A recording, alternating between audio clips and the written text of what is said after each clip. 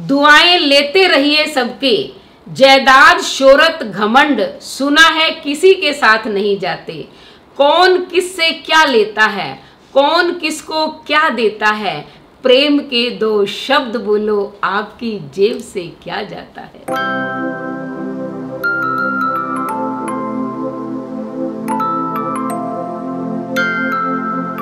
नमस्कार मेरे प्यारे प्यारे बच्चों का बहुत बहुत स्वागत, शुभ आशीर्वाद। तो पिछले एपिसोड में आपने देखा कि 2009 में हमने आपको बताया कि हमने 3 ट्रैवल किए, एक जॉब चेंज करी और एक जॉब नई लगी यहाँ पर थर्मल वाली। थर्मल की कहानी पहले ही हम बता चुके हैं, तो थोड़ा आगे पीछे जा रही कहानी, लेकिन ठीक है, जो लोग सीक्वेंस से देख रहे हैं उनको समझ में आएगी। तो अगर आप यहाँ पर बीच में कहीं जुड़े हैं, मतलब 15 से 20 एपिसोड में जुड़े हैं, तो शुरू से जाकर देखिए, तब आपको पता चलेगा कि आज जो बातें बता रहे हैं उनकी क्या वैल्यू है। उनकी वैल्यू को आप पैसों में जो है वो नहीं नाप सकते हो। जितना टाइम दिया, जितना स्पेंड किया, दुख दर्द देखे, उनको आप इसमें नहीं काउंट कर सकते हो कि हाँ आज तो तुम 15,000 कमा रहे हो या कितना भी है। तो 2010 की जो है वो जर्नी बड़े आराम से थी। मतलब वहाँ भी एसी था, मेरे को एसी मिल गया। मतलब एसी में एनवायरनमेंट में काम होता है, आईटी में जितने भी होते हैं वो एसी कंप्यूटर को चाहिए होता है, तो इंसान को भी चाहिए होता है। तो एसी के अंदर काम करना शुरू किया, काम करते रहते थे। धीरे धीरे घर पे थोड़े पैसे भेजने लग गए थे। जैसे बताया हमने पिछले वीडियो में कि मैं वो ट्रांसफ़र कर दिया करता था ऑनलाइन, SBBJ to SBBJ कुछ का अकाउंट था। तो 2010 के अंदर यानी कि अच्छा चल रहा था, स्कूल में भी यानी कि अच्छा चल रहा था और इनकी तरफ से भी। अब मेरे मन में आए कि अब मैं इसकी शादी कर दूं। हाँ, तो अब मैंने लड़कियां ढूंढनी शुरू कर दी। ये बात भी शुरू हो गई। हर किसी को यही कहती थी। पहले तो क्या, मैं थर्मल में गई तब यानी कि वहाँ कई लोगों ने पूछना शुरू कर दिया कि तेरे मैडम आपके कितने बच्चे हैं। मैं कहा 2 बच्चे हैं। जब बताया बड़े वाला जयपुर में जॉब करता है, तो अरे लड़कियाँ लोगों ने खुद ही बतानी शुरू कर दी। लेकिन क्या है, मैं दुनिया से इतनी ज़्यादा मिली जुली नहीं थी, मिक्सअप नहीं होती थी, इसलिए थोड़ा डर भी लगता था कि पता नहीं कैसी लड़की आएगी। हम तो सीधे साधे लोग हैं, हमारे घर में एडजस्ट कर पाएगी नहीं पाएगी। तो फिर मैं अक्सर ना अपने भाई भाभी को कहती थी, मैं कहा तुम देखो कोई लड़की देखो अच्छे से, जिससे हमें शादी यानी कि प्रवाल की शादी करूं। उन्होंने भी दिखानी शुरू कर दी। इसके लिए मैंने बहुत लड़कियां देखी। आप सोचो, इसको तो खाली फोटो भेजती थी, ये कहता मुझे नहीं पता, आपको जो अच्छी लगे कर लेना, आप जिससे करवा दोगे ना मैं तो उससे ही कर लूँगा। पहले तो इसने मना भी किया, कहते क्या अभी मेरी नौकरी लगी नहीं, अभी सुख के दिन आए हैं, आप शादी कर दो बस। फिर वो सास बहू गया आपके वही झंझट शुरू हो जाएंगे। मैंने कहा चाहे झंझट हो चाहे नहीं हो, शादी तो करूँगी ना। हर माँ को चाह होता है मेरे बेटे की शादी हो, बहू आएगी, हम ये करेंगे। तो बहुत सारी लड़कियां जो है हमने ढूंढनी उस वक्त शुरू कर दी थी। कोई मंगली एक तो हमने सारी सेटिंग भी हो गई थी, लेकिन वो लड़की इसने कंप्यूटर पे देख के बताया।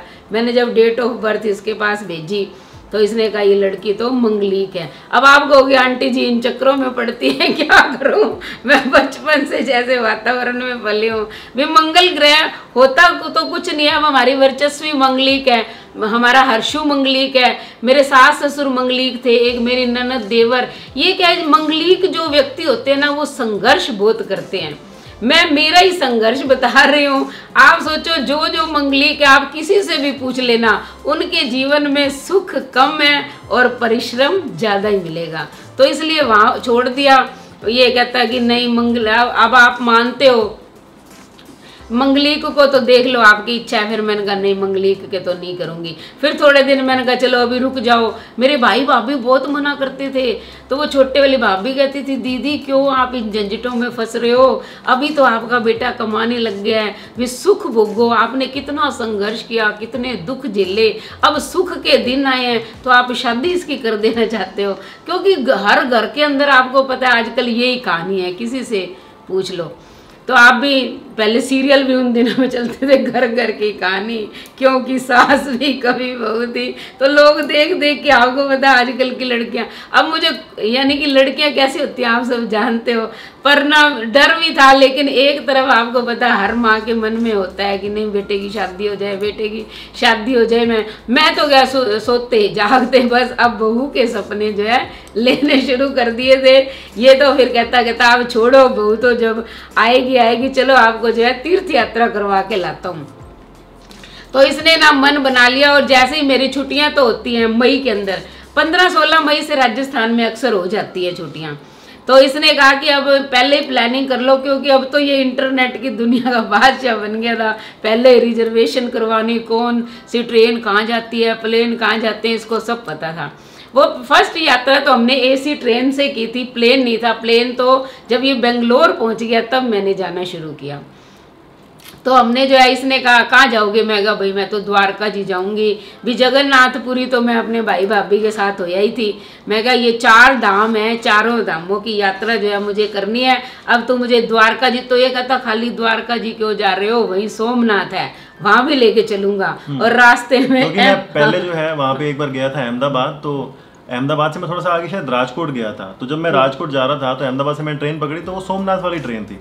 तो और उसमें काफ़ी लोग बैठे थे, सोमनाथ की बातें कर रहे थे, सोमनाथ ये ऐसे वैसे। तो मैंने सुन लिया था, ऑब्जर्व करके मैंने नोट कर लिया कि चलो ये भी अच्छी जगह है। राजकोट जाके मैं वापस आ गया था जयपुर 2009 में। तो मेरे मन में था कि हाँ चलो ये भी अच्छी जगह। फिर नेट पे देखा मैंने क्या है, तो सोमनाथ के बारे में काफ़ी सारी जो वहाँ के लोग हैं गुजरात में उनको पता है कि क्या महिमा है। तो फिर हमने उसका वो भी बनाते हैं, ट्रायंगल टाइप में बनाया हमने कि जयपुर से जाएंगे द्वारका, सोमनाथ, तो बीच में जो वो आता है गांधी धाम, ऐसा कुछ नाम याद नहीं आ रहा मुझे, जो मुझे नाम नहीं याद आ रहा। नहीं, अब द्वारका जी वाली भी होगी थी, सोमनाथ वाली भी रिजर्वेशन होगी थी, लेकिन जयपुर से अहमदाबाद तक की नहीं हुई। अब आप सोचो ये कितनी ट्रेन देख रहे हैं, लैपटॉप इसके सामने है, हमने खाना भी बना के रख लिया, और कभी कुछ कभी किसी ट्रेन में, कभी किसी ट्रेन में, सब में कैंसिल हो रही थी। तो 2 ट्रेन, मतलब जयपुर से अहमदाबाद बहुत हाई ट्रैफिक रहता है, दिल्ली से अहमदाबाद के लिए बहुत हैवी ट्रैफिक रहता है, तो नहीं मिलती है। आश्रम एक ट्रेन जाती है यहाँ पे, उसमें तो कभी मिलता ही नहीं है।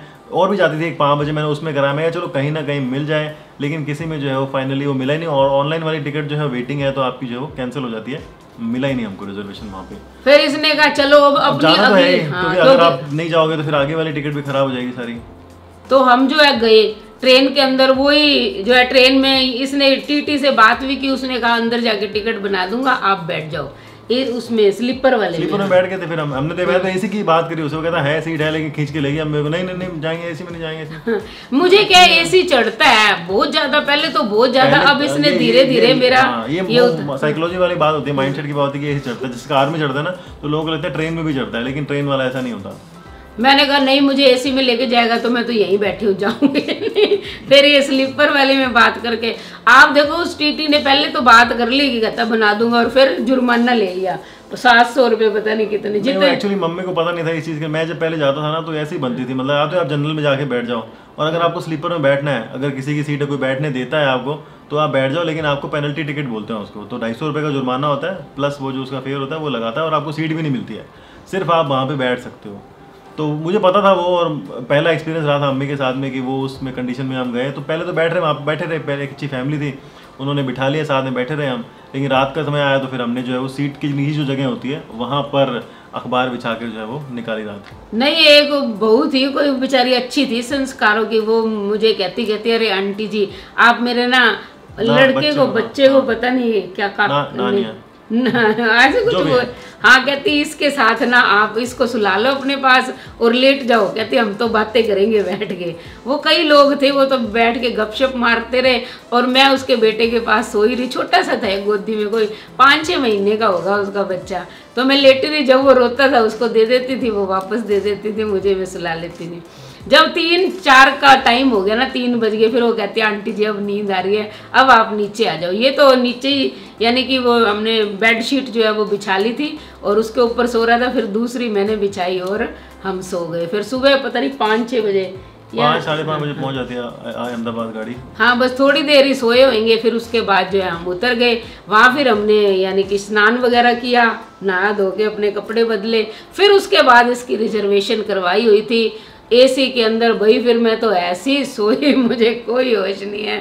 वो तो जब सोमनाथ जब आने वाला था ना, तब वो करने लग गया बंद कर लो, सारे खिड़की दरवाजे बंद कर लो, चिल्लाने लग गया बांस आ रही है, वहाँ मछलियों की आती है सोमनाथ तो बंद था। तो वही बंदा आया था कहने के लिए गेट बंद कर लो, एसी के बाहर से गेट खुला रहता है। तो उसने वो बोला बस तो खिड़कियां लगी बंद होती हैं, उसमें कांच का गिलास होता है, तो वो तो सब बंद करके रखो क्योंकि अब जो है उसकी स्मेल आएगी।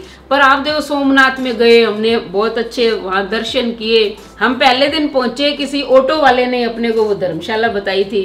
धर्मशाला नहीं, होटल का कमरा था।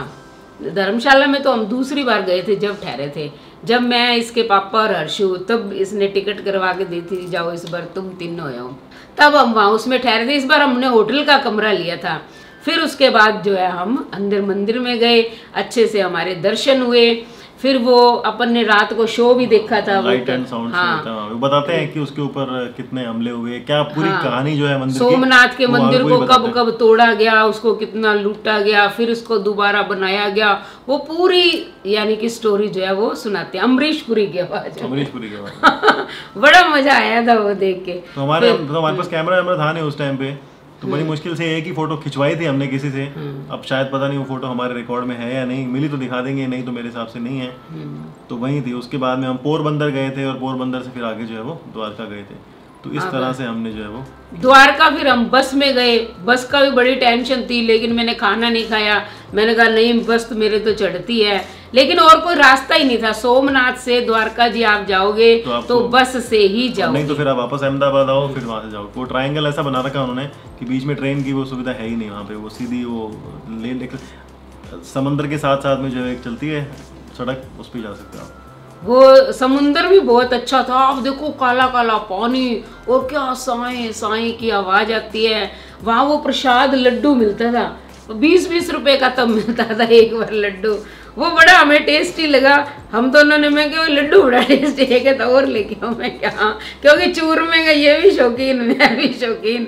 हम वैसे तो मीठा मैं कम खाती हूँ, लेकिन उस पता नहीं प्रसाद में क्या ही था। हम दोबारा ये खरीद के लाए। वो पर्ची काटते हैं फिर वो देते हैं। तो ऐसे करके रात को वो शो भी देख लिया। फिर हम आके अपने होटल में सो गए। फिर उसके बाद जो है हम सुबह सुबह उठ के सोमनाथ के सारे मंदिरों के दर्शन करके आए। हाँ, वहाँ पे वो लोकल टेम्पो भी चलते हैं, तो आसपास की जो भी चीजें होती हैं उनका टूरिज्म वही है। वहाँ पे उनकी कमाई वही है लोगों की, तो वही अपना टेम्पो या ऐसा कुछ रखते हैं। हाँ, वो 250 रुपए में टेम्पो किया था उसमें। वो वहाँ पे भी घुमा के लाते हैं आसपास में जितने भी होते हैं सारे। तो सारे मंदिर दिखाए। वो भगवान कृष्ण के बाण नहीं मारा था केवट ने, हाँ, द्वारका में दिखाए होंगे सारे। नहीं, वो सोमनाथ में थे। अच्छा। द्वारका में अलग है, सोमनाथ में अलग है। हाँ। सोमनाथ में भी हम देख के आए और द्वारका जी में भी देख के आए। फिर बस हमने दोपहर 2 बजे हमारी बस चली और रात को हम वहाँ पहुँच गए। हमें ना सोमनाथ में कुछ वो मिले, बनिए मिले, वो बहुत अच्छे थे। वो कहते आप कहाँ से आए हो? हमने कहा हम बीकानेर से आए हैं। बीकानेर का नहीं, जयपुर से आए हैं। हाँ। तो उन्होंने कहा कि ठीक है, ये धर्मशाला है। पहले हम खाना खाने गए थे कहीं, तो मतलब धर्मशाला टाइप जैसा ही था, कुछ खाने की भोजनालय कुछ था, वहाँ गए थे। तो वहाँ पे हमने देखा। वो कहते कहाँ ठहरे? हमने कहा होटल में ठहरे हम। तो कहते ये रे बीकानेर वालों या जयपुर वालों की धर्मशाला यहीं ठहर जाते हैं हम। फिर जाके देख के भी आए। मैं कहा चलो अगली बार देखते हैं फिर। हाँ। तो अगली बार शायद ली होगी, लेकिन मुझे नहीं, उसमें उन्होंने कहा कि हम द्वारका जी से आए हैं और द्वारका में हमारी धर्मशाला है। अच्छा, हाँ। हाँ, उन्होंने कहा हमारी है, हमारा नाम ले देना और आपको सस्ते में रूम मिल जाएगा। कहते होटल में तो आपने ज्यादा दिए हैं। अच्छा, हाँ, ऐसा मुझे याद नहीं, डिटेलिंग याद नहीं इतनी। हाँ, तो फिर जो है हम जब द्वारका जी पहुंच गए, द्वारका जी में बीच में भी एक पुरानी द्वारका जी भगवान कृष्ण का मंदिर भी करवाया, एक दुर्गा माता का मंदिर बहुत। बस हमने 2 जगह रोका था हमें, एक पोरबंदर रोका था और एक दुर्गा माता का मंदिर था, वहाँ रोका था। तो फिर वहाँ जो है हमने दर्शन किए, फिर वहाँ पहुंचे। फिर मैंने कहा वही अग्रवाल धर्मशाला के नाम से थी। तो हम वहाँ ढूंढते रहे थोड़ी देर। वैसे तो क्या है, वहाँ जिस होटल के सामने बस वाले ने रोका ना, वही कहता आ जाओ अंदर देखो अंदर। मैंने कहा नहीं, हमें तो वो बताया। हमने ढूंढ ढांड के वहाँ पहुंचे। उन्होंने कहा हमारी तो रूम खाली नहीं है। फिर हमने उनका नाम बताया, अब तो नाम भूल भाल गए। मैं कहा उन्होंने हमें भेजा है। फिर वो कहते आ जाओ। फिर उन्होंने हमें रूम दिया, खूब लंबा चौड़ा, बहुत अच्छा था। 4 चारपाइयाँ बिछी हुई थी उसमें। कहता आप आराम से रहो। या फिर वहाँ खाना भी अच्छा मिलता था। वही तो द्वारका जी में फिर हम दर्शन करने गए। द्वारका जी में लाइन लगती है। भगवान रणछोड़ का जो है मंदिर है, भगवान की मूर्ति उसी में है। भगवान कृष्ण जो है युद्ध भूमि से भागे थे, वो रूप उनका दिखाया गया। वहाँ सारा दिन जो है श्रृंगार होता रहता है। कभी उनकी मंगल आरती होती है, कभी सुबह की आरती, शाम की, दोपहर की, अलग अलग नाम है। वो अब तो मुझे भूल भाल गए। वैसे तो मैं 2 बार होया ही हूँ द्वारका जी, पर हमने बहुत अच्छे से दर्शन किए। फिर वहाँ पर चढ़ाया हुआ प्रसाद भी मिलता है। लेकिन हर जगह ना बस ये पैसों का खेल है। अभी प्रसाद भी देखो पैसों से देंगे, वो कहेंगे चढ़ाया हुआ है। और वो डिब्बा सा बना के दिया, खोला तो उसमें सूखी ये थी, वो क्या ये मट्ठियाँ सी होती है ना, ना उसमें मीठा है ना कोई नमक है, बस ठीक है भगवान का प्रसाद समझ के हमने ले लिया। दूसरी बार गई ना, दूसरी बार तो मैंने लिया नहीं, क्योंकि एक बार जो पहली बार जाता है ना कोई भी तीर्थ, तब तो वह धोखा ही खाता है, फिर अगली बार तो वो एक्सपर्ट हो जाता है। तो वो हमने प्रसाद अपने साथ लेके जाओ, आप घर से बना के लेके जाओ, बाहर दुकान से ले लो, वहाँ पे लेने का कोई मतलब नहीं, वो सिर्फ उनका एक बिजनेस का मॉडल है। आगे ही बताएंगे आपको, बहुत कहानी है, बिजनेस मॉडल हमने दुनिया भर के देखे हैं, हर मंदिर में देखे हैं, चलते रहेंगे। तो ये यहाँ की कहानी तो ये है। तो हाँ, द्वारका जी में फिर हम अगले दिन जो है वो भेंट द्वारका जी के लिए गए। वहाँ उसके लिए हमने बस कर ली थी। पहले टेम्पो से गए थे, टेम्पो के बाद में एक नाव सी जाती है, वो नाव से लेके जाता है वहाँ पे भेंट द्वारका। हाँ वो है।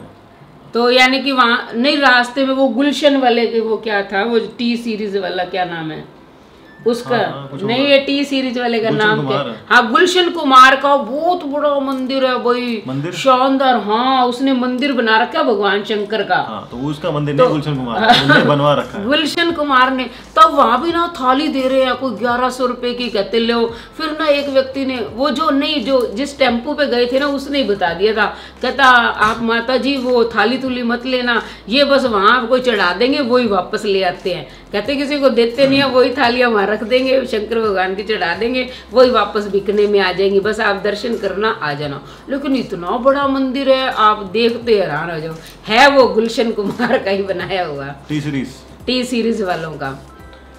वो मंदिर दिखाया, एक दो और बीच में दिखाए। फिर भेंट द्वारका यानी कि हम उतरे, फिर नौका से आगे भेंट द्वारका गए, जहाँ सुदामा भगवान कृष्ण से मिला था, वहाँ दर्शन किए, वहाँ के चावल दिए। वो कहते ये चावल लेके जाओ, जो है गरीबी जो है फिर किसी के घर नहीं आएगी। तो मेरी तो ये आस्था बन गई फिर उसके बाद कि देखो, पहले तो इनकी मैं जात लगवा के आई, अपनी गठजोड़े की जात लगवा के आई, तो भगवान ने सुनी। फिर हम जब वो भेंट द्वारका जी दर्शन, क्योंकि जैसे सुदामा की भगवान ने गरीबी दूर की थी, वैसे ही भगवान कृष्ण ने हमारी भी गरीबी दूर कर दी। इसलिए फिर मैं 2-3 साल बाद हर्षु को भी लेके गई। मैं कहा तेरा बिजनेस बहुत अच्छा चलेगा, चल तू भेंट द्वारका। फिर ये कहता कि चलो मैं तुम्हारी टिकट करवा देता हूँ, तुम तीनों जने इस बार हो जाओ, जो है मैं नहीं जाऊंगा। फिर तब तो इसकी शादी हो चुकी थी। तो ऐसे जो है हम वहाँ भेंट द्वारका जो है दर्शन करके आए। फिर जो है वापस वो आगे तो इसकी रिजर्वेशन थी द्वारका से, जो है फिर इसने हम कहाँ पहुंचे, अहमदाबाद।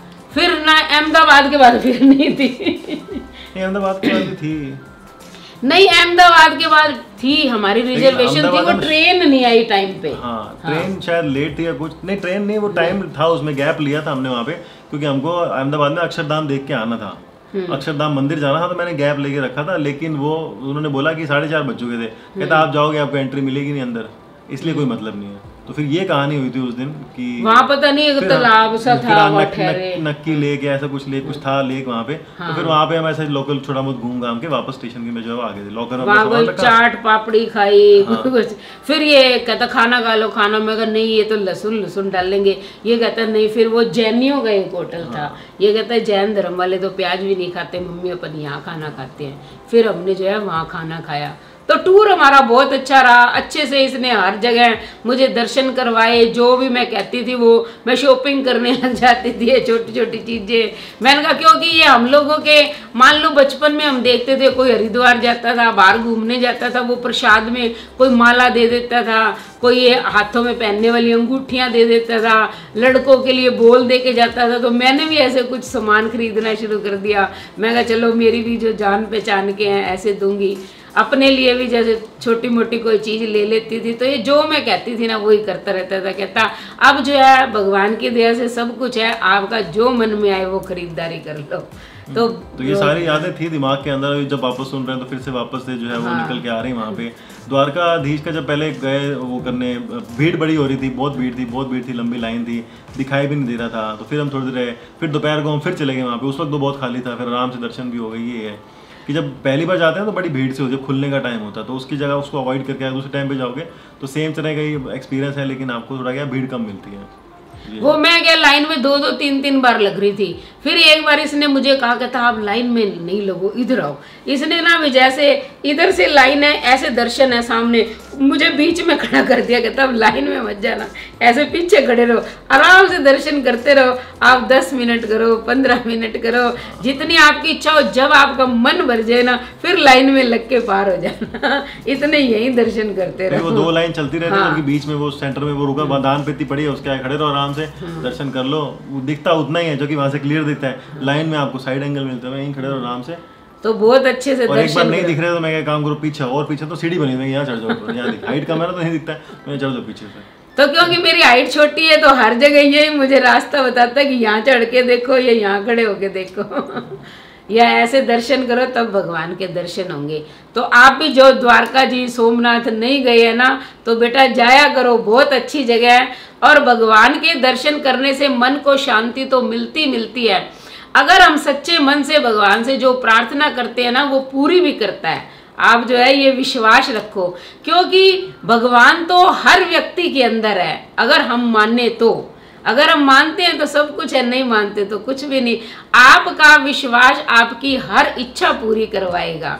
इसलिए जब भी मौका मिले, मैं हमारे स्कूल में भी छोटे छोटे बच्चों को जैसे ये यात्राओं की बातें बताती हूँ तो वो बड़े खुश हो जाते हैं। और कई बच्चे तो कहते हैं मैम हमने भी कर रखी है, हम भी सारी जगह गए हुए हैं, कोई अपनी दादी के साथ, कोई नानी के साथ। और आज की जनरेशन तो मैं देखती हूँ कि वो छोटी उम्र के अंदर ही सारी तीर्थ यात्राएं कर रही है, यानी कि वो कोई धार्मिक आस्था से नहीं जा रही है। उनके लिए तो ये टूरिस्ट प्लेस बने हुए हैं कि घूमो फिरो ऐश करो। आप हरिद्वार में जाके देखो इतनी भीड़ है, वहाँ आपको बूढ़े लोग कम और जवान लोग ज़्यादा मिलेंगे, क्योंकि घूमने के लिए आते हैं, छुट्टियाँ होती हैं, एंजॉय करते हैं, बच्चों को भी इस बहाने घुमा देते हैं।